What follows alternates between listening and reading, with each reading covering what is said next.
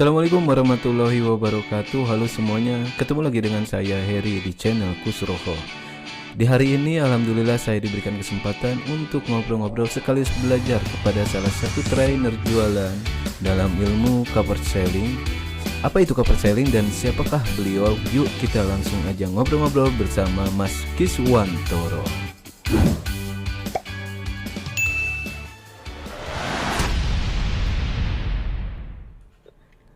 Selamat sore Mas Kiswantoro. Selamat sore, Mas Heri. Ya, Mas Kiswantoro ini domisili di mana tuh Mas? Saya domisili di Karawang, Mas. Oh di Karawang ya. Kerjaan? Kerjaan apa nih saat ini? Kerjaan WFH aja. Keren ya, WFA tapi menghasilkan uang. Ya, harus dong, harus menghasilkan uang. Oke, Mas Kiswantoro, kita ngobrol-ngobrol santai aja ya sore hari ini ya. Ya, Ngobrol santai tentang apa nih? Tentang bisnis, marketing, selling. boleh. Tentang apa aja, tentang bisnis boleh, tentang selling boleh. Boleh, Mas Kis. Eh, Alhamdulillah nih saya dikasih kesempatan buat ngobrol dan diskusi sama Mas Kiswantoro. Mas Kiswantoro ini berlisensi sebagai apa tuh? Trainer apa coach ya? Trainer, trainer. Trainer ya. Trainer di lebih ke arah Trainer yang udah ambil lisensi trainer cover selling sama hypnowriting. hypnowriting. Nah, boleh nih kita ngobrol-ngobrol tentang apa namanya tadi apa? Hypnowriting sama apa satu lagi? Cover Cover selling. selling. Oh, cover selling ya. Mas Kiswantoro nih boleh nggak eh, sharing pengalamannya di dunia apa namanya kan cover selling dan Cover selling. hypnowriting atau hypnowriting. Beh, susah banget nih ngomongnya, Ya, Mas. hypnowriting. Cover selling itu apa sih, Mas? Cover selling itu ini, bentar.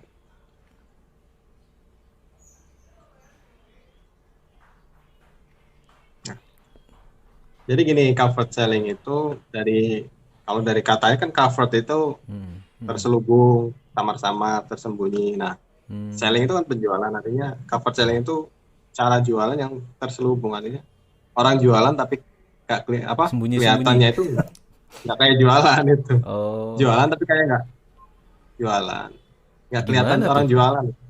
Gimana ya? Jualan Gimana ya? tapi nggak jualan. Nih Iya. Nah, membingungkan nih. nah, kalau orang rata-rata jualan kan Hmm, ada kalimat penawaran, ada kalimat ajakan, ada kalimat namanya perintah gitu. hmm, Nawarin misalnya, mau nggak beli ini di saya itu. Mau yang hmm, mana? Mau beli gamis yang warna merah apa yang warna kuning kayak gitu. Itu kan nawarin artinya ya.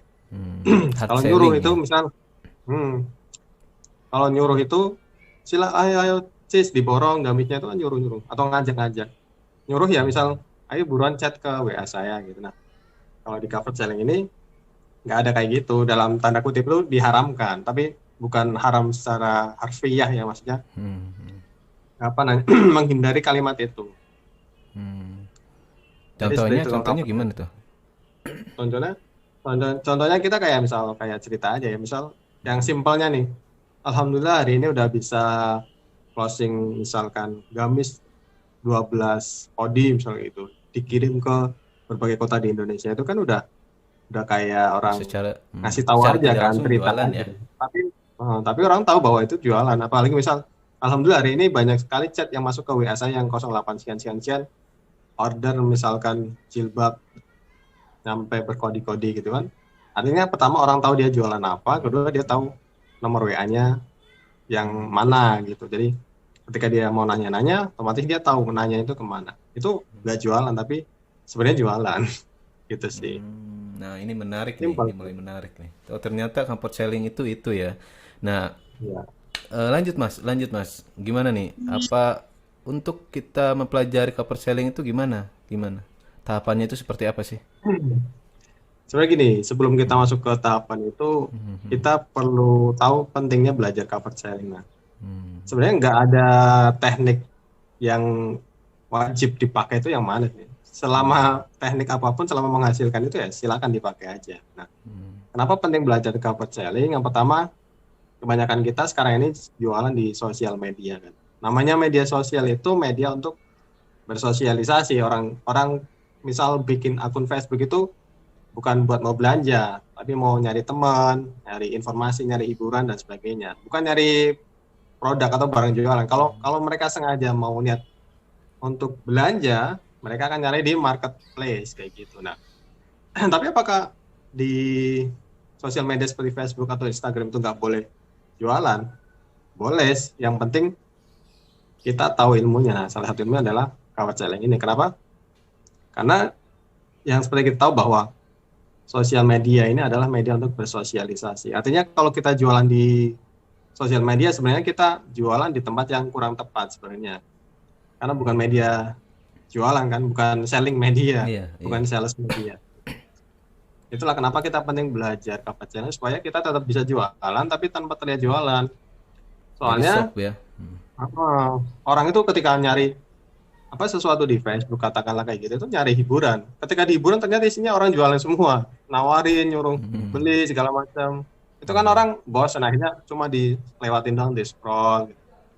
Nah itu Ya, ya. kenapa cover selling? Karena cover selling itu kayak ya kayak cerita biasa, kayak nulis artikel biasa, tapi di dalamnya itu diselipkan informasi tentang produk apa yang kita jual gitu. Jadi lebih Itu lebih cover selling. lembut gitu ya, nggak berasa dijualin. Jadi nggak langsung to the Iya. point. Ingin tinggi badan naik, misalkan nggak langsung kayak gitu ya, gitu ya. Biasanya kan Iya. banyak tuh yang di komen-komen suka ada tuh. Oh Ingin tinggi iya. badan naik. Parah itu di Instagram. Sekarang Oke, terus lanjut lanjut Mas Kis, lanjut. orang jual itu kadang mungkin karena belum tahu ilmunya, akhirnya ya jadinya kayak kelihatan orang kurang adab gitu. Di postingan orang lain ngiklan, di manapun dia nongol iklan gitu kan. Nah itu sebenarnya kurang baik ya. Nah ini salah satu yang diajarkan di cover selling itu jualan ya pakai adab gitu. Salah satu adabnya ya jangan spam, jangan tag sembarangan, bahkan broadcast pun di WA, di WhatsApp itu perlu izin dulu sama orang yang mau di broadcast. Broadcast lah hanya orang-orang yang mau di broadcast. Kadang kan orang sekarang itu masuk grup-grup semua terus grab nomor Di kontak, satu dijabriin, habis dijabriin nanti di broadcast tahu-tahu bahkan ada yang langsung broadcast. Itu yang contoh kurang izinnya ini kayak efisien. gimana, Mas Kis? Contoh izinnya ini Gimana? kayak gimana? Tadi kan ada bahasan kita mau nge-broadcast itu harus izin dulu. Nah, itu gimana tuh? Gimana cara Nah, izinnya? Apakah izin? Mbak, saya izin ya mau broadcast apa gimana tuh? harus lebih ini ya, harus lebih yang elegan dong.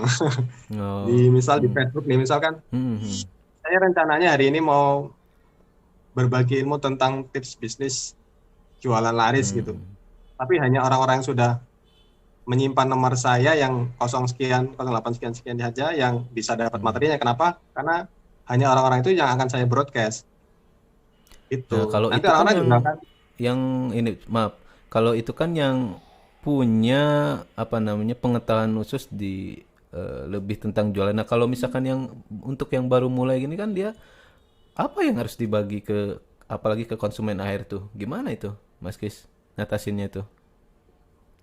nah emang kita kan sebenarnya gini, kalau jualan itu sebenarnya kan kita nggak langsung jualan kayak kayak jualan itu kayak orang mau nikah gitu kan, nggak langsung kenalan langsung nawarin gitu kan.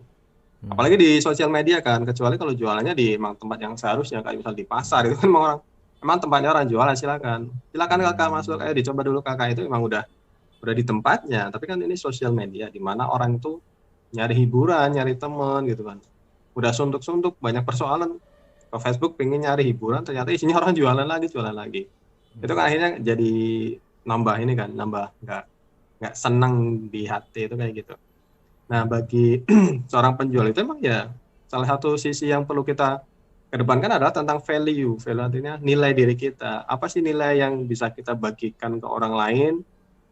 Karena jual itu kan ada prosesnya. Pertama, kita ya harus kenal dulu. Orang itu kenal kita siapa dulu, terus mereka kenal kita itu dapat manfaat apa dari kita gitu kan. Ketika kita add pertemanan di Facebook misalnya, kan akun apa namanya timeline kita itu harus dibenerin dulu tuh. Kita sharing-sharing tentang hal-hal yang bermanfaat. Jadi ketika kita menambah pertemanan, orang lihat profil kita, oh isinya bagus nih, manfaat. Nah, orang kemungkinan besar akan menerima. Nah, ini memang yang salah satu yang perlu ditekankan bagi kita seorang penjual, terutama penjual online itu ya, yang nggak ada cara lain kecuali belajar gitu. Bisa dari mana? Bisa dari buku, dari artikel, bisa nonton YouTube, banyak kok sekarang. Jadi banyak sesuatu yang bisa kita bagikan. Artinya kalau kita mau membagi-bagi, kita harus punya dulu. Kalau kita nggak punya, apa yang harus dibagi gitu kan? Kalau mau punya ya, kita harus ngambil dari mana? Dari buku, dari YouTube, dari misal artikel dimanapun itu. Jadi ada sesuatu yang perlu kita bagikan ke orang lain supaya orang lain tuh kenal dan suka kepada kita. Ketika mereka suka, lama-lama mereka percaya dan mau beli ke kita kayak gitu. Ada lagi nggak Mas Kis tips-tipsnya selain tadi yang udah dikatakan tadi? Mungkin ada di antara kita terutama saya ya yang masih bingung seandainya mau mulai jualan kemudian mau menggunakan corporate selling ini, apa yang harus saya lakukan pertama kali? Tahap-tahapnya itu bagaimana sih? Mungkin Mas Kiswantoro ini punya tips-tips selain dari yang tadi dikatakan supaya untuk pemula seperti saya ini bisa lebih mudah gitu prakteknya gitu. Gimana, Ya. Mas Kis?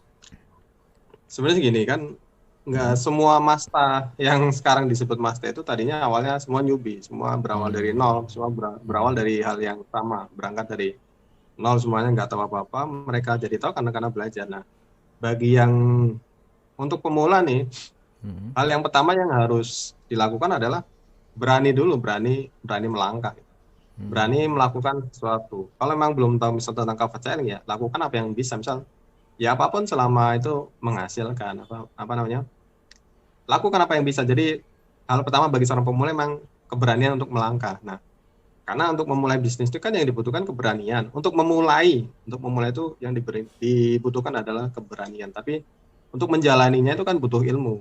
Nah, ilmu itulah yang nantinya kita pelajari pelan. Kayak saya dulu juga sama. Saya itu kan ya tadinya bukan orang jualan, saya juga kerja tadi kan.